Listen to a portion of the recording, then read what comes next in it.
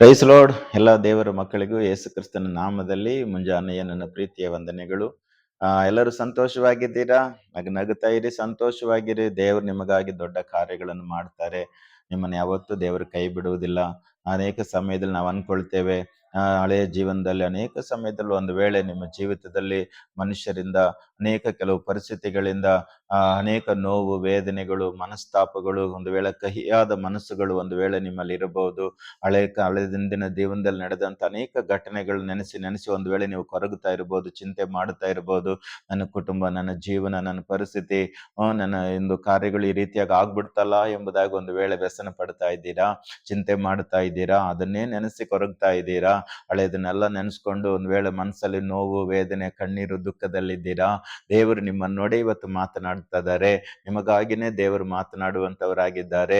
ಹೌದು ಪ್ರಿಯ ದೇವ ಮಗಳೇ, ಮಗನೇ, ನೀನು ಹಳೆಯದ ಕುರಿತು, ಹಿಂದಿನ ಕಾರ್ಯದಲ್ಲಿ ನಡೆದಂತ ಘಟನೆಗಳ ಕುರಿತು, ಆ ಕಹಿಯಾದ ಭಾವನೆಗಳ ಕುರಿತು, ಆ ವಿಷಯಗಳನ್ನೆಲ್ಲ ನೆನೆಸ್ಕೊಂಡು ಈ ರೀತಿಯಾಗಿ ಆಗ್ಬಿಡ್ತಲ್ಲ, ಈ ರೀತಿಯಾಗಿ ನನ್ನ ಜೀವನ ಆಗ್ಬಿಡ್ತಲ್ಲ, ಈ ರೀತಿಯಾಗಿ ನನ್ನ ಕುಟುಂಬದಲ್ಲಿ ಈ ರೀತಿ ನಡೆದು ಬಿಡುತ್ತಲ್ಲ, ಒಂದು ವೇಳೆ ನನಗೆ ಈ ರೀತಿಯಾಗಿ ಅನ್ಬಿಟ್ರಲ್ಲ, ನನಗೆ ಈ ರೀತಿಯಾಗಿ ಮಾತಾಡ್ಬಿಟ್ರಲ್ಲ ಅಂತೇಳಿ ಒಂದು ವೇಳೆ ಹಳೆಯದನ್ನೇ ನೆನೆಸ್ಕೊಂಡು ಕೊರಗ್ತಾ ಇದ್ದೀರಾ, ಚಿಂತೆ ಮಾಡ್ತಾ ಇದ್ದೀರಾ. ಇಲ್ಲ, ಭಯಪಡಬೇಡಿ, ಚಿಂತೆ ಮಾಡಬೇಡಿ. ನಿಜವಾಗ್ಲೂ ದೇವರು ಇವತ್ತು ನಿಮಗೆ ಅದ್ಭುತ ಮಾಡುವಂತವರಾಗಿರ್ತಾರೆ. ನನಗೆ ಗೊತ್ತಿಲ್ಲ, ನಾನು ಪ್ರಾರ್ಥನೆ ಮಾಡುವಾಗ ದೇವರು ಮಾತನಾಡಿದ ಒಂದು ವಾಕ್ಯ ಏನಪ್ಪಾ ಅಂತ ಹೇಳಿದ್ರೆ, ಯೆಶಾಯನ ಪ್ರವಾದನೆ ಗ್ರಂಥ 43ನೇ ಅಧ್ಯಾಯ 18-19ನೇ ವಚನ. ಪ್ರಿಯ ದೇವರ ಮಗಳೇ, ಮಗನೇ, ನಿನಗಾಗಿ ದೇವರು ಕೊಟ್ಟಿರುವಂತವರಾಗಿರ್ತಾರೆ. ಅದು ನಿಮ್ಮ ಆಶೀರ್ವಾದಕ್ಕಾಗಿ ನಾನು ಓದಿ ನಿಮಗೆ ನಾನು ಪ್ರಾರ್ಥನೆ ಮಾಡುತ್ತೇನೆ, ಸರಿನಾ? ಓಕೆ, ನಾವು ಓದೋಣ. ಯೆಹೋವನು ಹೀಗನ್ನುತ್ತಾನೆ, ಹಳೆ ಸಂಗತಿಗಳನ್ನು ಜ್ಞಾಪಕಕ್ಕೆ ತಂದುಕೊಳ್ಳಬೇಡ್ರಿ, ಪುರಾತನ ಕಾರ್ಯಗಳನ್ನು ಮರೆತು ಬಿಡಿ. ಈಗ ಹೊಸ ಕಾರ್ಯವನ್ನು ಮಾಡುವೆನು, ಈಗ ತಲೆದೂರುತ್ತಲಿದೆ, ನಿಮಗೆ ಕಾಣುವುದಿಲ್ಲವೋ? ನಾನು ಅರಣ್ಯದಲ್ಲಿ ಮಾರ್ಗವನ್ನು ಏರ್ಪಡಿಸಿ ಅಡವಿಯಲ್ಲಿ ನದಿಗಳನ್ನು ಹರಿಸುವೆನು. ಹಲ್ಲೆಲೂಯಾ. ಹೌದು ಪ್ರಿಯ ದೇವರ ಮಕ್ಕಳೇ, ದೇವರ ವಾಕ್ಯದಲ್ಲಿ ಹೇಳ್ತದೆ, ಹಳೆ ಸಂಗತಿಗಳನ್ನ ನೆನಪಿಗೆ ಏನ್ ಮಾಡ್ಬೇಡ್ರಿ, ತೆಗೆದುಕೊಳ್ಳಬೇಡ್ರಿ. ಹಳೆ ಸಂಗತಿಗಳು, ಹಿಂದೆ ನಡೆದಿದ್ದೆಲ್ಲ ಏನ್ ಮಾಡಬಾರ್ದು, ಅದನ್ನೆಲ್ಲ ನೆನಪಲ್ಲಿ ತಗೊಂಡು ಅದನ್ನೇ ನೆನೆಸ್ಕೊಂಡು ಕೊರಗಬೇಡಿ ಎಂಬುದಾಗಿ ದೇವರು ಹೇಳ್ತಾ ಇದ್ದಾರೆ. ಅದು ಮಾತ್ರವಲ್ಲ, ಪುರಾತನ ಕಾಲದಲ್ಲಿ ನಡೆದಂತ ಕಾರ್ಯಗಳು, ಪುರಾತನ ಸಮಯದಲ್ಲಿ ಅಂದ್ರೆ ದೇವರನ್ನೊಳಗೆ ಬರೋಕ್ ಮುಂಚೆ, ದೇವರ ನಂಬಕ್ ಮುಂಚೆ, ದೇವರ ರಕ್ಷಣೆಯೊಳಗೆ ಬರೋಕ್ ಮುಂಚೆ ಅನೇಕ ಕಾರ್ಯಗಳು ಜೀವನದಲ್ಲಿ, ಕುಟುಂಬದಲ್ಲಿ, ವೈಯಕ್ತಿಕ ಜೀವಿತದಲ್ಲಿ ನಡೆದಿರಬಹುದು.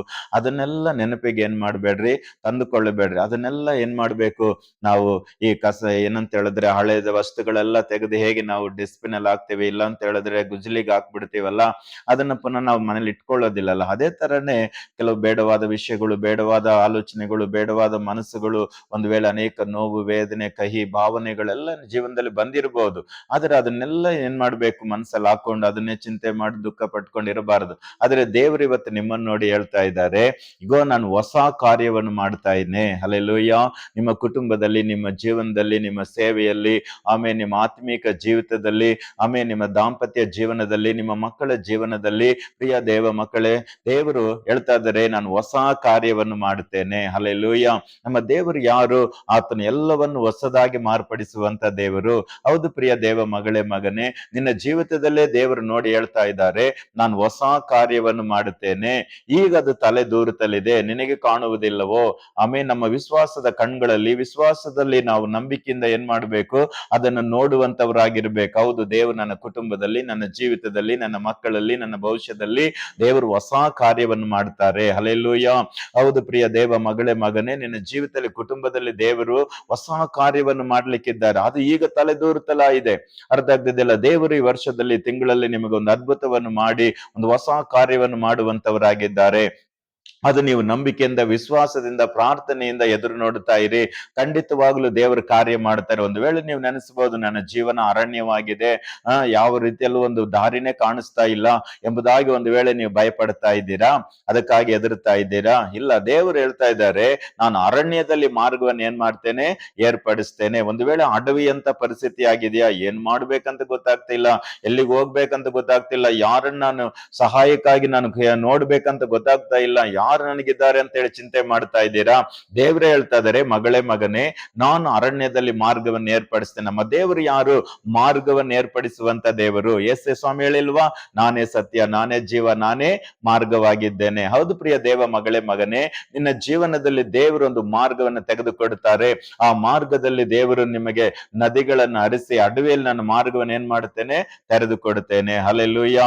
ಆಗ ದೇವರನ್ನ ಅಭಿಷೇಕದಿಂದಲೂ ಆತ್ಮದಿಂದಲೂ ತುಂಬಿಸಿ ನಿಮ್ಮ ಹೃದಯವನ್ನ ಸಂತೋಷ ಪಡಿಸಿ ಆಶೀರ್ವಾದ ಮಾಡ್ತಾರೆ. ನೀವು ಚೆನ್ನಾಗಿರ್ತೀರಾ, ಆಶೀರ್ವಾದವಾಗಿರ್ತೀರಾ. ಹೊಸ ಕಾರ್ಯಗಳನ್ನ ದೇವ್ರು ಮಾಡ್ತಾರೆ. ಹಳೆದನ್ನೆಲ್ಲ ಮರೆತು ಬಿಡಿ. ಪುರಾತನದಲ್ಲಿ ನಡೆದಂತ ಕಾರ್ಯಗಳೆಲ್ಲ ನೆನಪಿಗೆ ತಂದ್ಕೊಂಡು ಚಿಂತೆ ಮಾಡಿ ದುಃಖಪಟ್ಟು ವ್ಯಸನ ಪಟ್ಕೊಂಡಿರ್ಬೇಡಿ.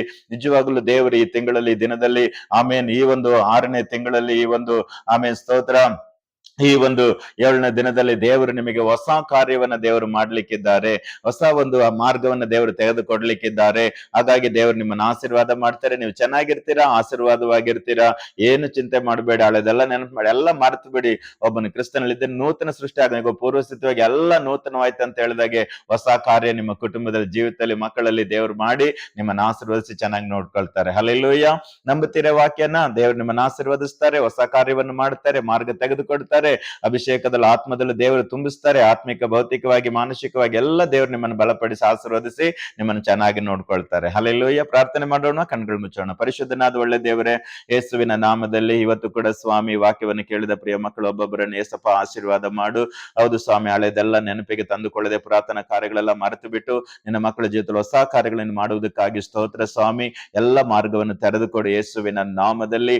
ಎಲ್ಲ ಚಿಂತೆ, ದುಃಖ, ವೇದನೆ, ಕಣ್ಣೀರು, ನೋವುಗಳೆಲ್ಲ ಯೇಸುವಿನ ನಾಮದಲ್ಲಿ ಬಿಟ್ಟು ಹೋಗಲಪ್ಪ. ನಿನ್ನ ಮಕ್ಕಳ ಕುಟುಂಬದಲ್ಲಿ, ಜೀವಿತದಲ್ಲಿ, ದೇವರ ವೈಯಕ್ತಿಕ ಜೀವಿತದಲ್ಲಿ, ಕೆಲಸದಲ್ಲಿ, ವ್ಯಾಪಾರದಲ್ಲಿ, ಬಿಸ್ನೆಸ್ಗಳಲ್ಲಿ, ಆತ್ಮಿಕ ಜೀವಿತದಲ್ಲಿ ಯೇಸುವಿನ ನಾಮದಲ್ಲಿ ಎಲ್ಲ ಹೊಸ ಕಾರ್ಯಗಳು ಮಾಡು ದೇವರೇ.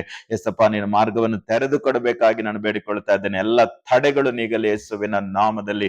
ನಿನ್ನ ಮಕ್ಕಳ ಜೀವನ, ಕುಟುಂಬ ಯೇಸುವಿನ ನಾಮದಲ್ಲಿ ಆಶೀರ್ವದಿಸಲ್ಪಡಲಿ. ಪ್ರಾರ್ಥನೆ ಕೇಳಿದಕ್ಕಾಗಿ ಸ್ತೋತ್ರ, ಆಶೀರ್ವದಿಸಿದಕ್ಕಾಗಿ ಸ್ತೋತ್ರ. ಯೇಸುವಿನ ನಾಮದಲ್ಲಿ ಬೇಡಿ ಹೊಂದಿದ್ದೇವೆ ಜೀವವುಳ್ಳ ತಂದೆಯೇ, ಆಮೇನ್. Price the lord.